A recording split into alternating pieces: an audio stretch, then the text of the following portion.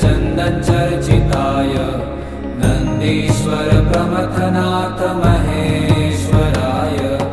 मन्दार पुष्प बहु पुष्प सुपूजिताय तस्मै